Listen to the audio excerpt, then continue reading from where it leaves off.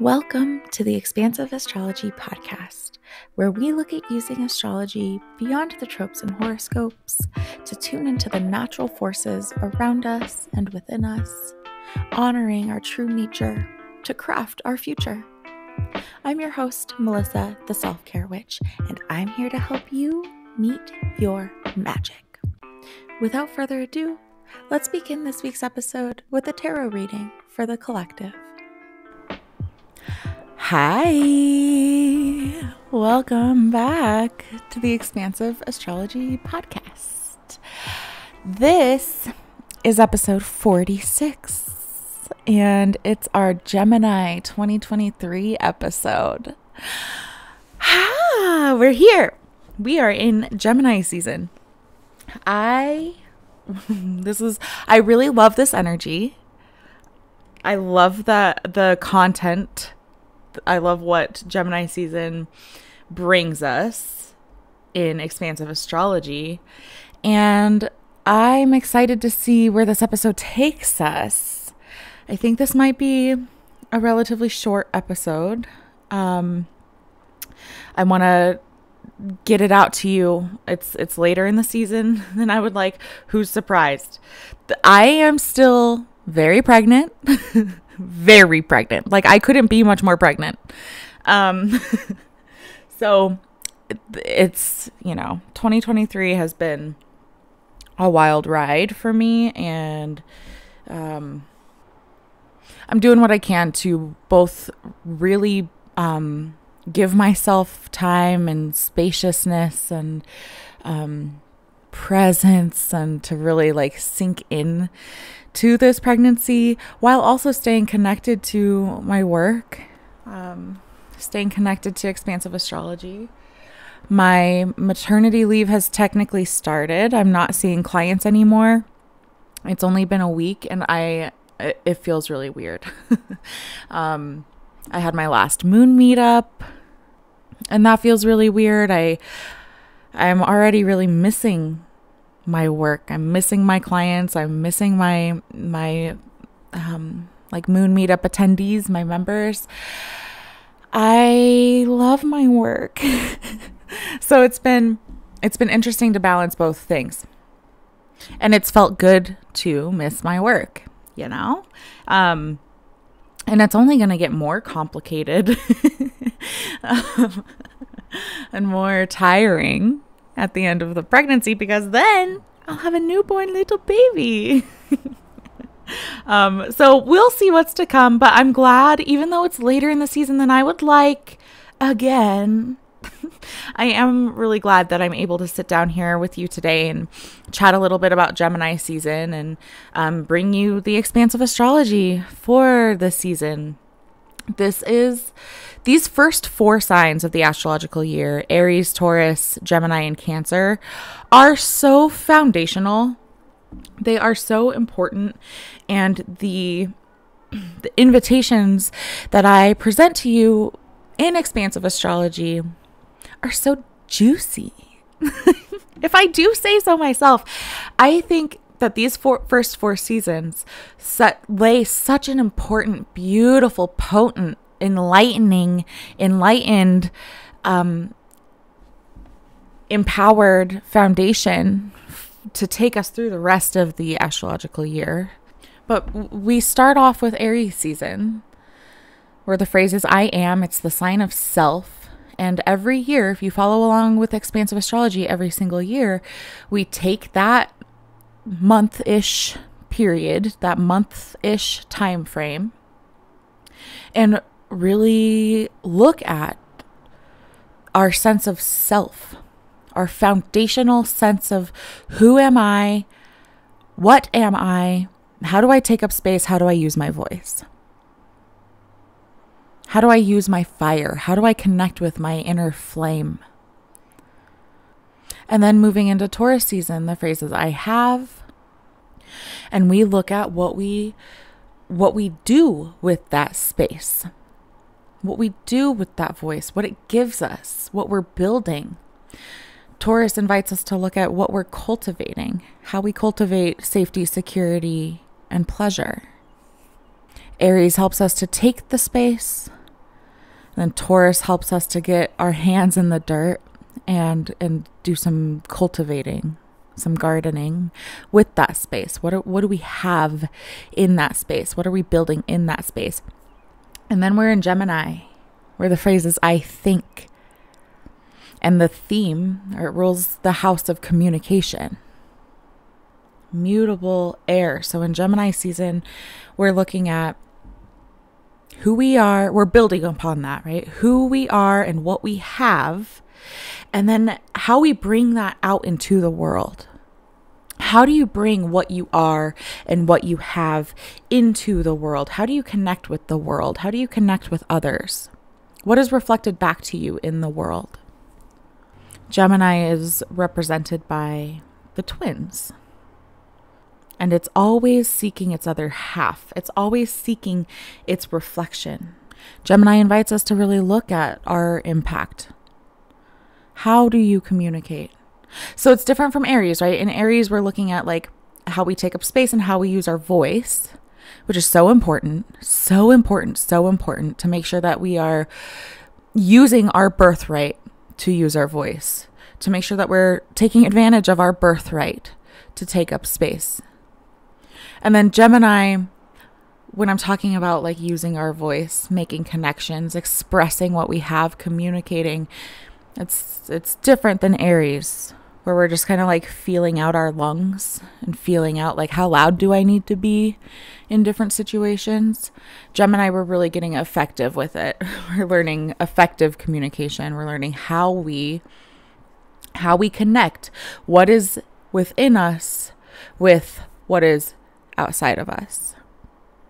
Gemini helps to teach us how to respect and express the self.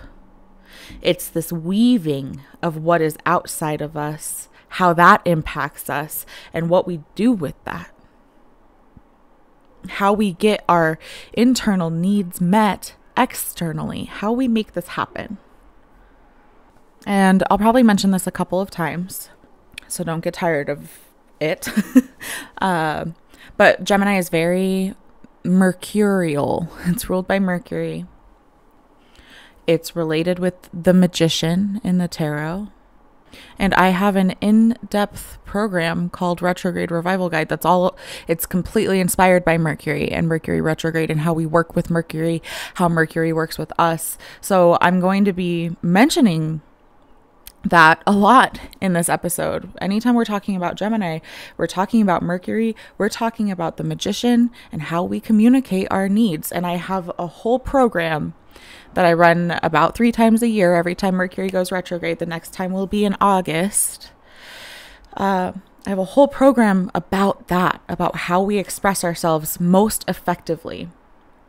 So I'm just going to remind you of the fact that exists. And if this is something that you feel like you need some refining with, empowered, helpful, effective communication, just keep that in mind as a resource for you. Again, it's returning in August. But Mercury, the magician, Gemini, has us like really considering what is happening inside of me. What am I needing?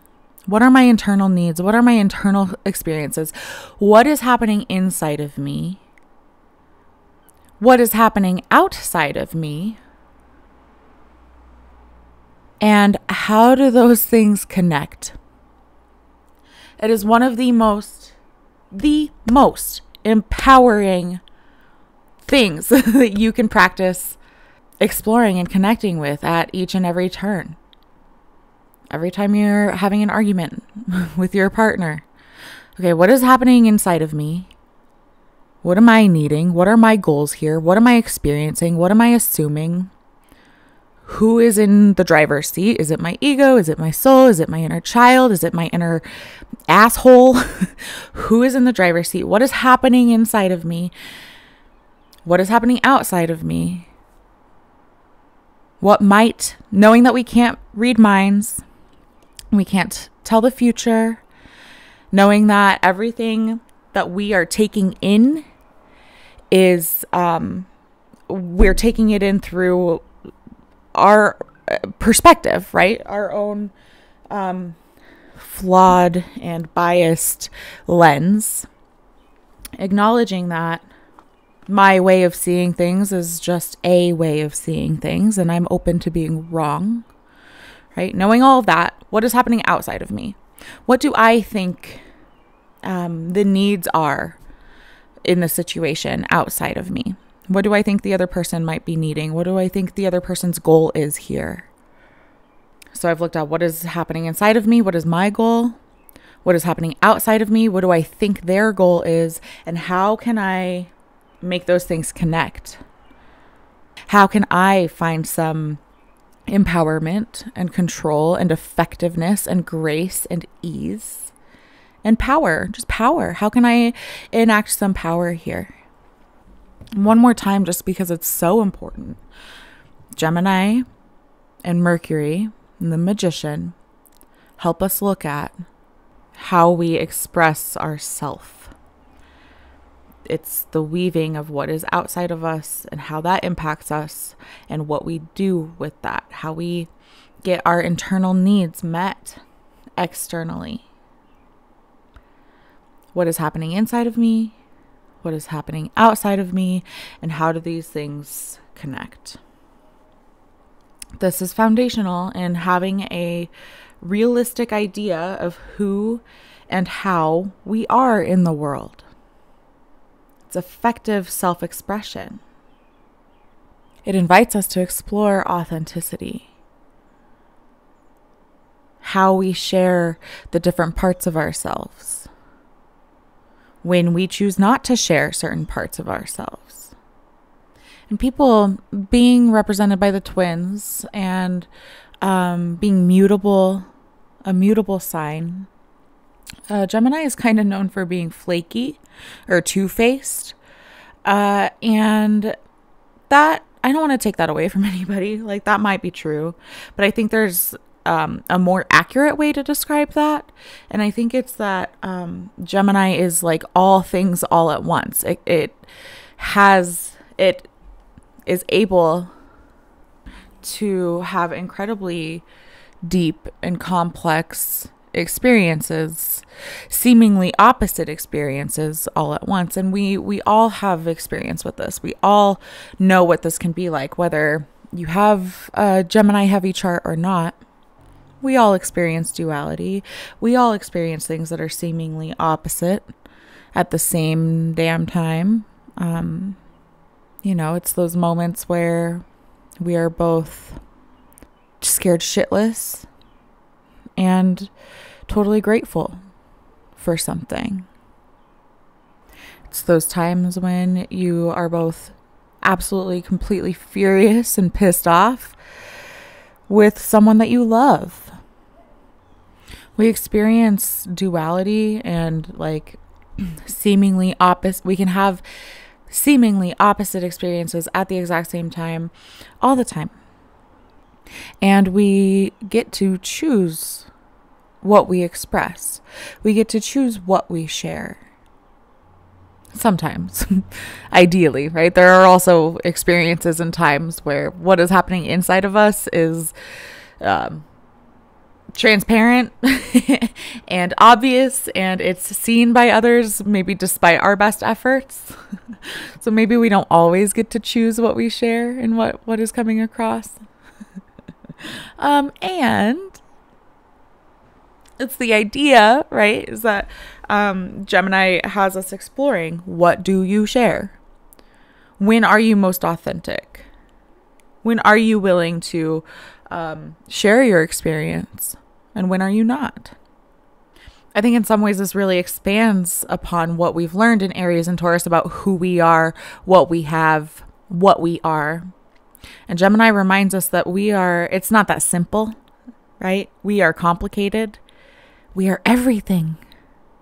We are so many things. And as important as it is to I really enjoy that Aries work, that I am work of what am I?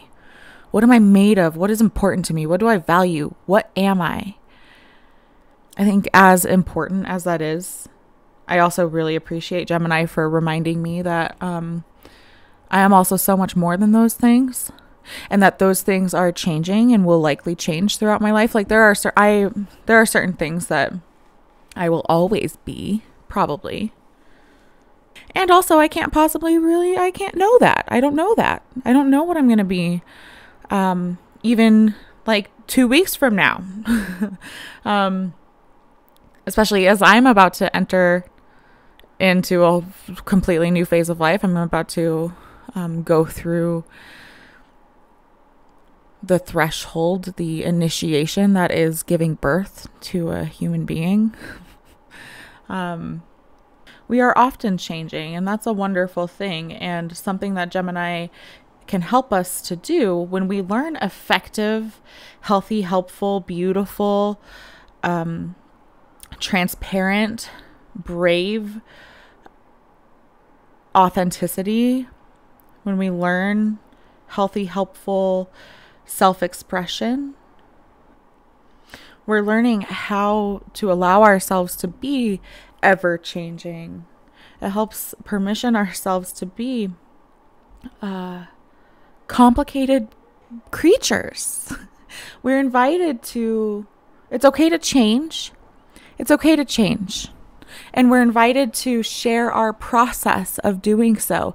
And I think allowing that duality, allowing that process, allowing that transparency and authenticity helps to mitigate the idea or the impact where it might come across as two-faced or flaky. I hope that makes sense. It was kind of long-winded, but I hope that makes sense. Self-expression, how we express ourselves.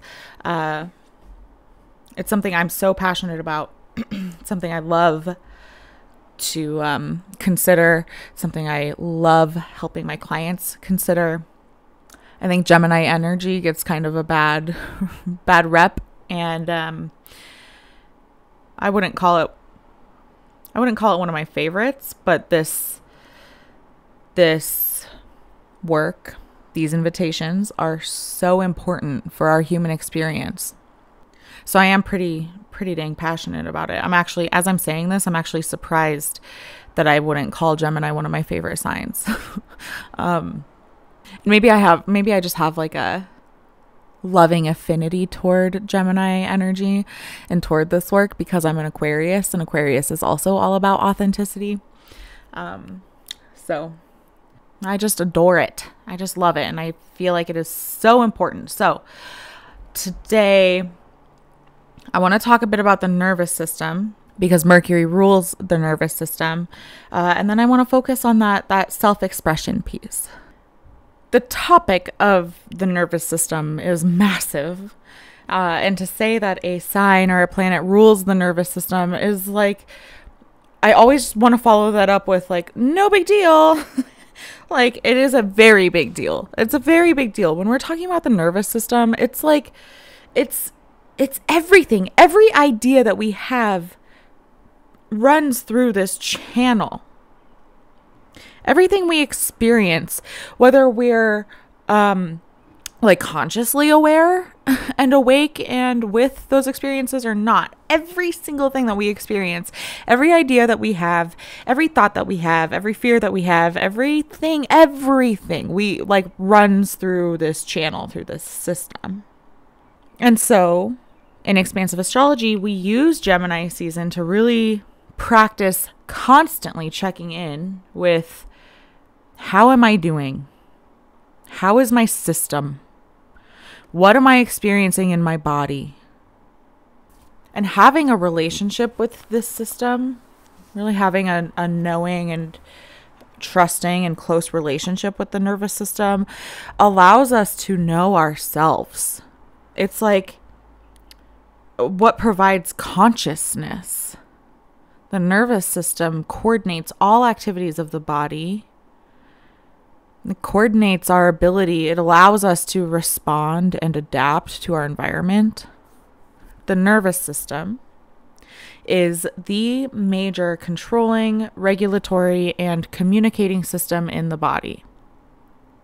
It is the center of all mental activity, including thought, learning, and memory.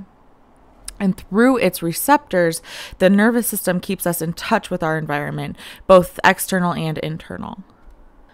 Millions of sensory receptors detect changes called stimuli, which occur inside and outside the body.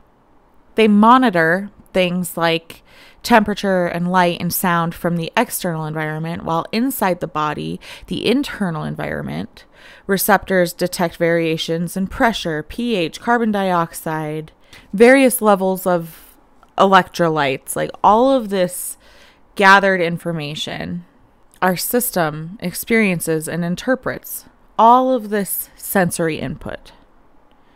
And this sensory input is converted into electrical signals called nerve impulses that are transmitted to the brain. And there, the signals are brought together to create sensations, to produce thoughts, or to add to memory. Based on the sensory input and integration, those decisions that are made, the nervous system responds by sending out signals to the muscles. And that's the magician. That's Gemini. We experience these sensory things with millions of receptors. The sensory input, whether it's within our being or external, is converted into electrical signals that are transmitted to the brain. And then those signals are brought together and interpreted, and they create sensations or thoughts or memories or decisions. And I bring all of this up to illustrate exactly how fucking complex it is. Our nervous system, it's a system. Our brain chemistry is so complicated, miraculous, impressive, frustrating. So when we're talking about our nervous system, we are talking about a lot. It is doing stuff, detecting stuff, sending messages that we are not even aware of. Way back, like in ancient Egypt, like 3,000 years ago, medical practitioners at the time described a strange wire within the body, and they described it the best way that they could. They observed and described this strange wire within the body, all these wires, as this system in our body that connects all of our prana, which is the Indian equivalent to Chinese qi. It's life force, life energy, energy force, the force. It's vital energy. And ancient practitioners, observing this system of wires within our bodies, they made sense of it by noticing that this is the system. These are the wires that connect all of our prana, all of our life force energy, and supplies it to the rest of the body. This is the system of the chakras, and each vital organ is a point where prana collects. It is said that the chakras regulate our internal functions, like our immune system, regulating emotions, allowing us to connect to our higher consciousness. And today, when we talk about the nervous system, I think many of us have a pretty basic, pretty decent understanding of what the nervous system is and how it operates and what it does for us. And it's often kind of boiled down to fight or flight or anxiety is when I hear it referred to most, is when we're talking about things like fight or flight and trauma and the impact of trauma on our system. And if you use Google Images and just search for the nervous system, just to kind of remind you of what it looks like and what those wires look like, and how I think it's really interesting to consider the ancient Egyptian medical practitioners and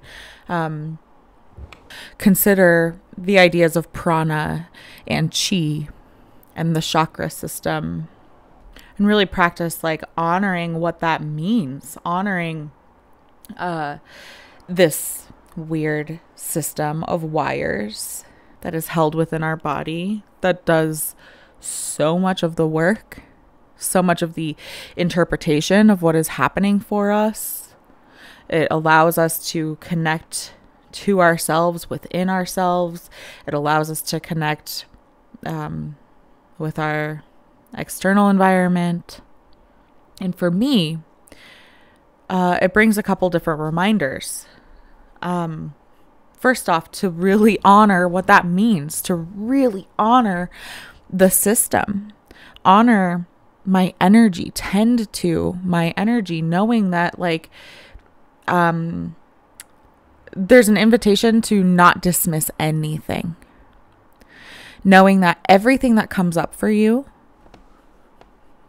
everything your system experiences, it's all data. It's all telling you something. When you become activated in fight or flight, that's telling you something. When you're exhausted, it's your system telling you something. It's data.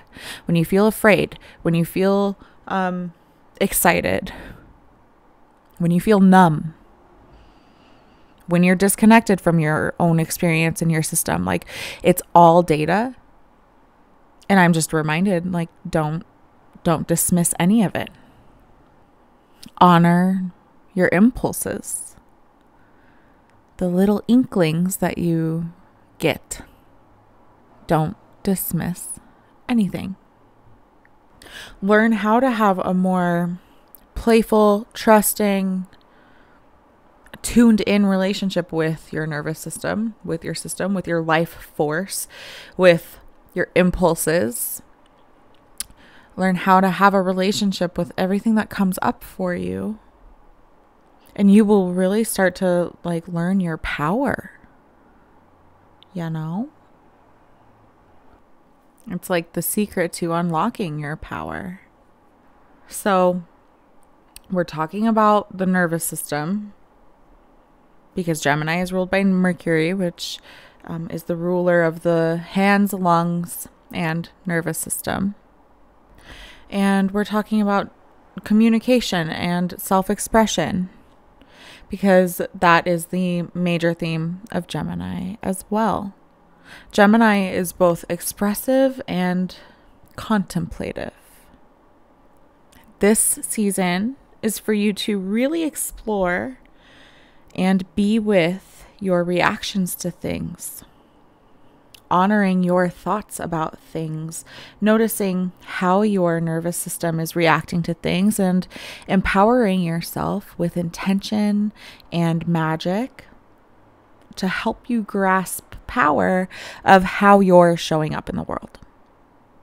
And one way that we do that, one way that Gemini provides that, is in inviting us to evaluate how we are reflected in the world around us. What is your relationship with authenticity? When your actions and what you're putting out is congruent with your beliefs, it's congruent with what is within. Do you reveal yourself openly? How comfortable are you with vulnerability? Can you practice gently and safely expanding your level of comfort with vulnerability? And something that's important to consider is how do you wish to be perceived? What do you want the world to see you as? And what do you want to see reflected in the world? Being aware of this will help you keep control over the ways you may be overcorrecting, hiding, avoiding certain truths. For example, if it is important to you that you are perceived as strong, how does that impact how you show up in the world? How does that influence what you do and do not show to the world? Ask yourself, why is it important that I'm seen as strong? And how does that desire inform what I allow others to see? Can you allow yourself to be both strong and a million other things too?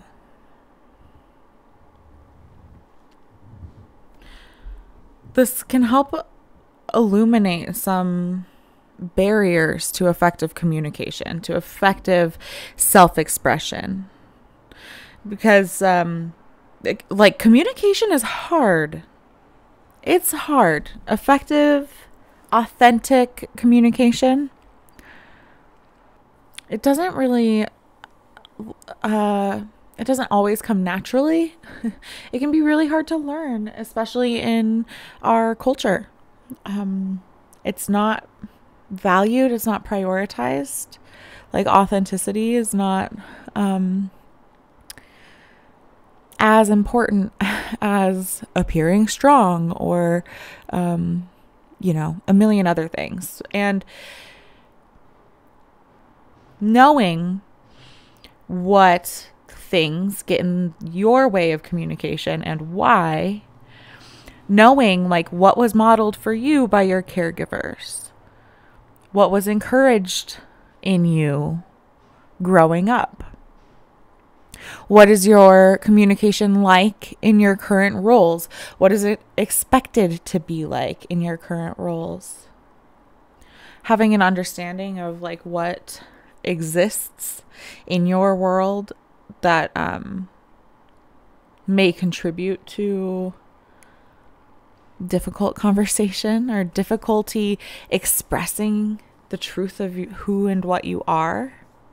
It's useful to be very clear on that and very aware of that,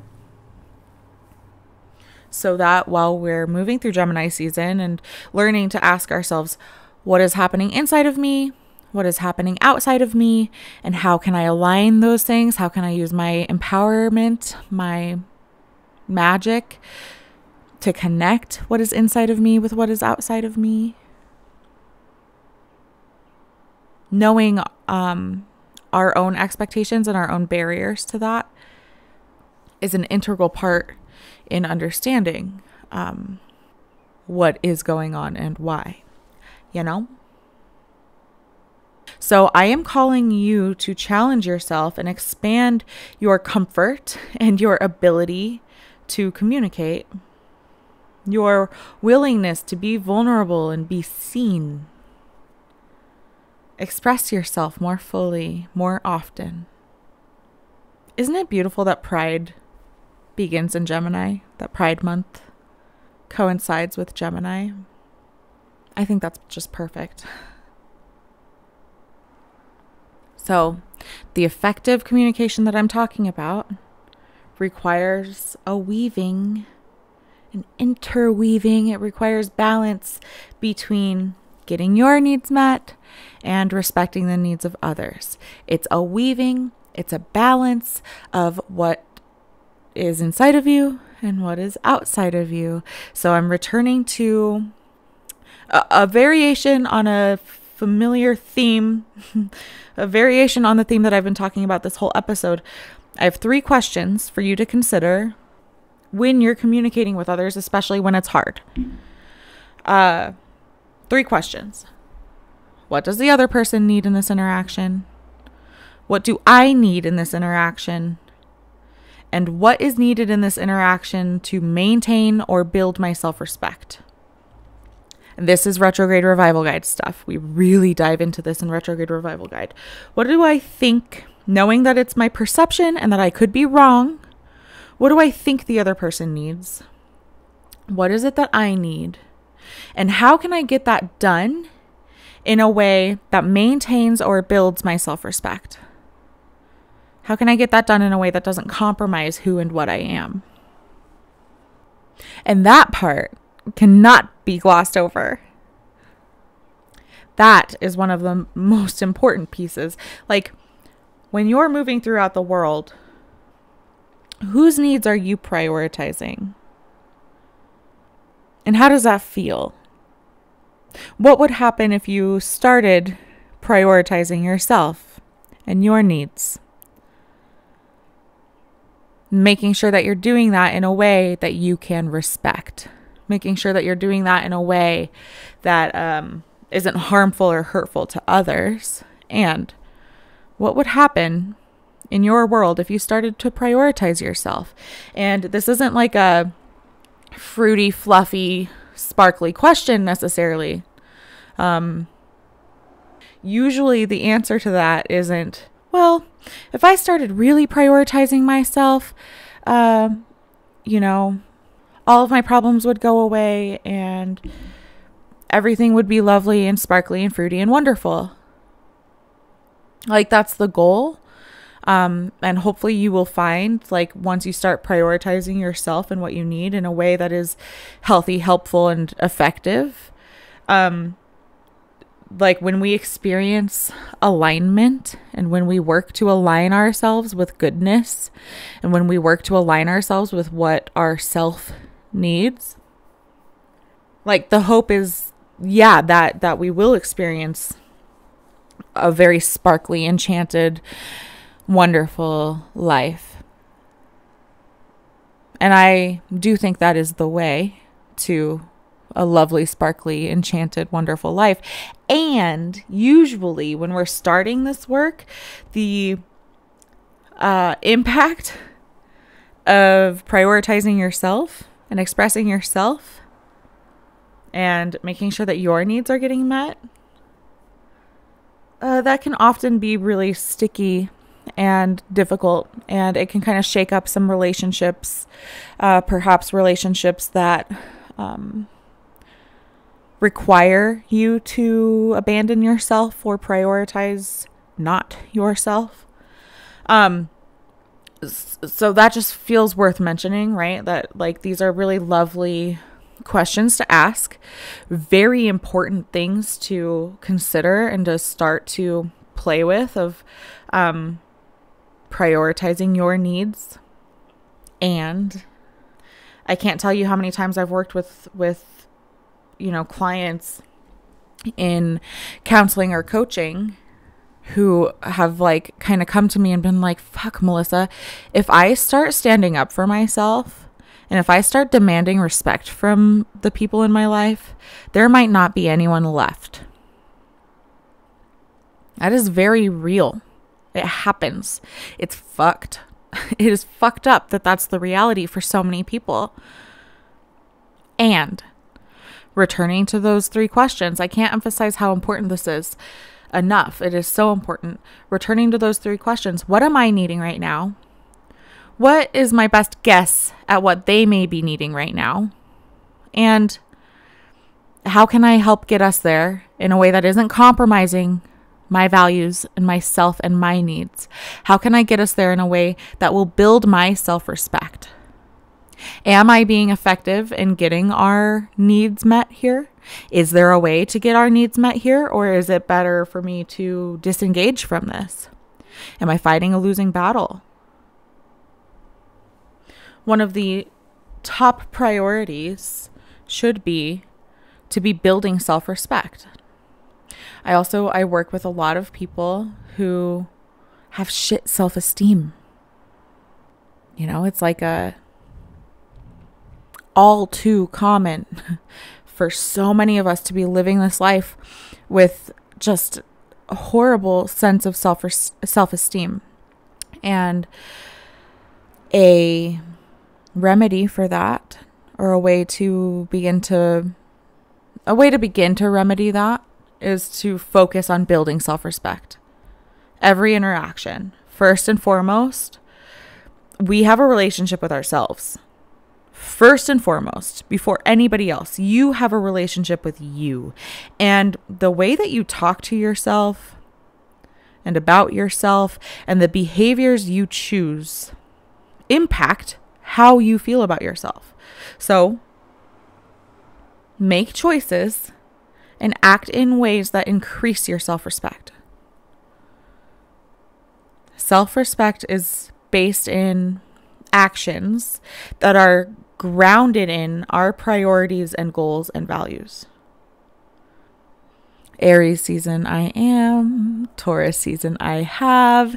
And now we're in Gemini, where we're putting that work. We're putting that work to work. What are you? What are your priorities, goals, and values? How do you take up space? How do you cultivate safety, security, and pleasure? What are your priorities, goals, and values? And how can you align your actions with those things at every turn? What do you respect? What do you respect about others? And why? And how can you behave in similar ways? Respecting yourself provides the foundations for every interaction you have with others. And most of us will find self-respect when we can treat others with care, interest, validation, and respect. When we treat others with care, interest, validation, and respect, it allows us to form and nurture meaningful relationships that enrich our lives. It allows us to be effective during conflicts when we treat others with care, interest, validation, and respect. And when we can learn assertiveness that is self-focused. You have a right to getting your wants and needs met more reliably.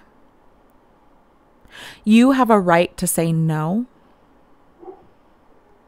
You have a right to set boundaries with others and to negotiate those boundaries when needed.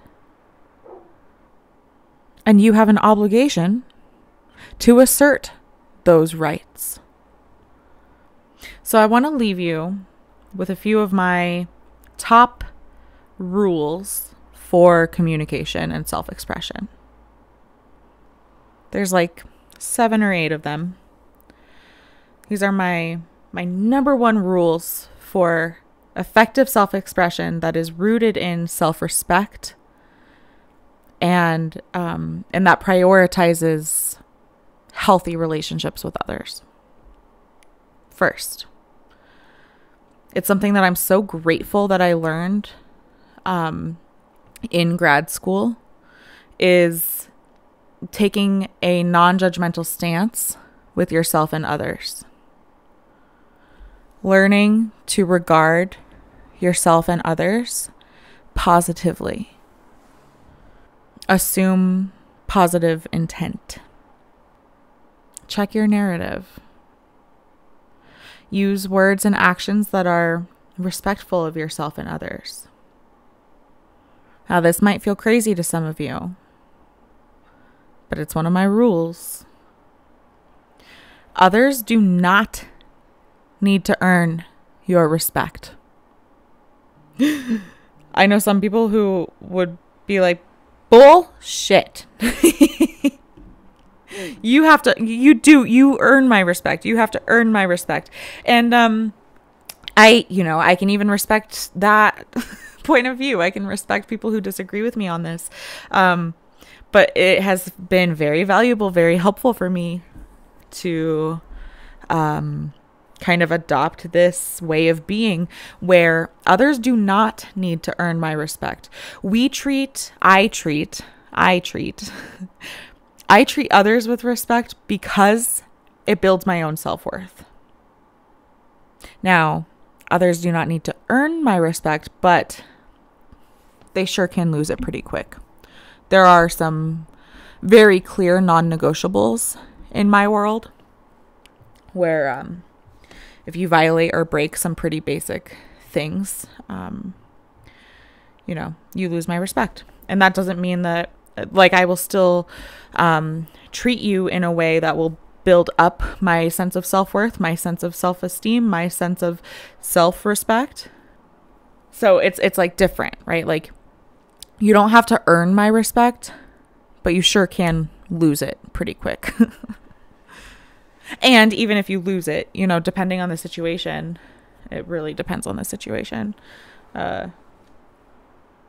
But I work to still make sure that I am aligned with behaviors that I can stand behind tomorrow or 10 years from now. Making sure that even if somebody loses my respect, that my behaviors are ones that I can be proud of and that I wouldn't mind, my grandparents or my children or a stranger witnessing, because I can stand behind how I'm behaving. I hope that makes sense. Another rule: no more unneeded apologies. No more unneeded apologies. Don't say it. Don't fucking say it. Don't say I'm sorry if you're not sorry. No more sorries for your opinion or your viewpoint, for not disagreeing with others. No more apologies for simply being you. Avoid apologies over things you have no control over. Avoid apologies over wanting tacos when everybody else wants pizza. Whatever it is. No more unneeded apologies. Sorry needs to mean something when it comes out of your mouth. And if you are dishing out unneeded apologies, your sorry means jack shit. You are devaluing actual apologies and you are eroding your self-respect. I am so serious about this. I'm listening to my own tone and I'm like, whoa, Melissa. I am so serious about this. Stop it. One thing that I've seen that really can help with this is you're not sorry, you're thankful. You're not sorry that you were running late because traffic is bad. You're thankful that they waited for you. You're not sorry that you have a dietary restriction and you need to send the food back or choose a different restaurant. You're thankful that your company is willing to, find a gluten-free option, whatever it is. You're not sorry that you need to reschedule because your kid is sick. You're thankful that you get to. You're thankful for the understanding and the flexibility. You're not sorry for speaking your needs. You're done. You're done with that. Do you fucking hear me? I sound so serious because I am. Like, you are done with that. Be done with that. Ugh. No more unneeded apologies. And along with that, be honest with yourself and others. Like, be careful with your words. Don't say things that you don't mean. So if you are in a difficult situation where people are maybe disagreeing or it's hard for you to state your need, don't say it's fine if it's not fine. Don't say, oh, never mind, I didn't want to go anyway, if that's not true. Don't say, well, I don't even want a hug, or we might as well just break up. Like, don't say anything if you don't really mean it. Because your words have power, your words have an impact. And when we say things trying to get some sort of point across, like, well, maybe we should just break up.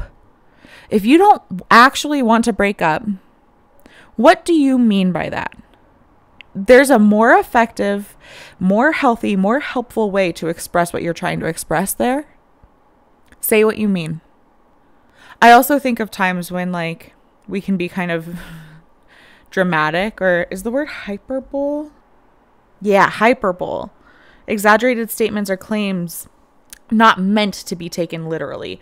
I can be kind of a stickler for this. Like, I think there's a time for it. Oh, is it hyperbole or do people also say hyperbole?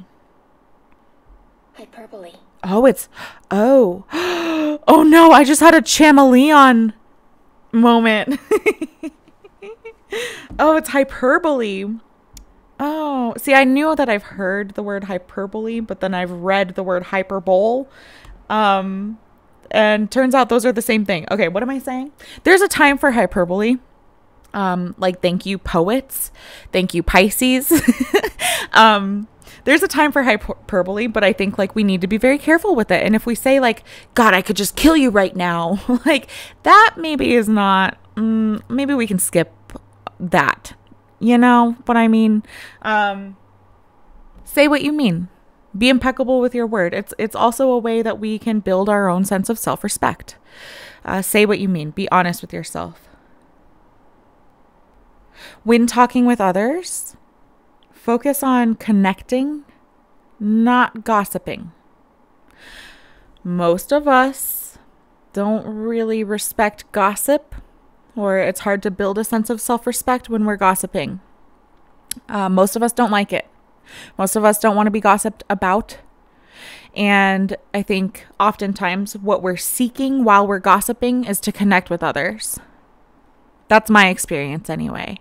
So I think as a rule, in healthy, effective self-expression and in building a sense of self-worth and self-esteem, self-respect, really like taking gossiping out of the picture and focusing on connection instead. It's like an important rule. And I'm not perfect at it. I think gossiping is like a way of connecting, right? So like, it's just, and it's something to keep in mind. Is there just like constantly aligning yourself with your priorities, goals, and values. And I think most of us, I think we could do better. You know, I think a focus on connection rather than gossiping. I think that could be really healing and really helpful. So that's just another one of my little communication rules. Remember that others cannot read your mind. They can't. It is your responsibility to let them know how you are and what you need. Even somebody who has known you your whole life, your closest, deepest, most intimate relationships and connections, even if it feels like he should know that I want tacos. He should know that I need a hug. She should know not to fucking say that to me today. Whatever it is, when we kind of get caught up in like, she should know, he should know, they should know. Remember, no matter who they are, it's better to assume that they can't read your mind. It's better to assume that they don't know. And it builds your sense of self-respect when you do assume that and you communicate your need instead, or in addition to them possibly knowing. It builds your effectiveness. It builds your self-esteem when you can express yourself and say, I need a hug. I need to not talk about this right now. I need some space. Like whatever it is, even if the other person, quote unquote, should know, clear is kind. It's not a waste of time for you to be more clear with people, even those who maybe should know the thing already. Set yourself up to get your needs met and set other people up to do a good job meeting your needs by saying what you need, by saying what it is. Don't assume that they can read your mind. Don't assume that they already know. And one last note before I wrap it up and go is just to remember that self-expression is more than communication. It's more than verbal communication. We express ourselves and what we need and what we're thinking in many more ways than just what we say. And just remembering that you have a massive impact in that way too.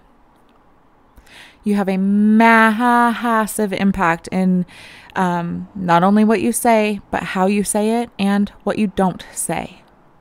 And that's just really important to keep in mind and something to explore as we move throughout the rest of Gemini season and beyond, right? But like really exploring how you express yourself beyond just your words. How do you want that to look? How can you stay congruent and express yourself most effectively with your words and with not your words, right? And on that note, that's all I have for you for this Gemini season, at least. You can always go back and listen to, I did 4 episodes for Gemini 2022. So there's a lot more where this came from. And I'm excited to see what Gemini 2024 will hold, but not to get too ahead of myself. Whoa there. Rein it in. Rein it in. I'm so glad that I was able to sit down with you today and share some of this. I hope that it has served and felt helpful and inspiring as you move through the rest of Gemini season. On June 17th, we have a new moon in Gemini. So we're really invited to take these themes and these ideas and plant seeds. Like, what do you want? Plant seeds of intention.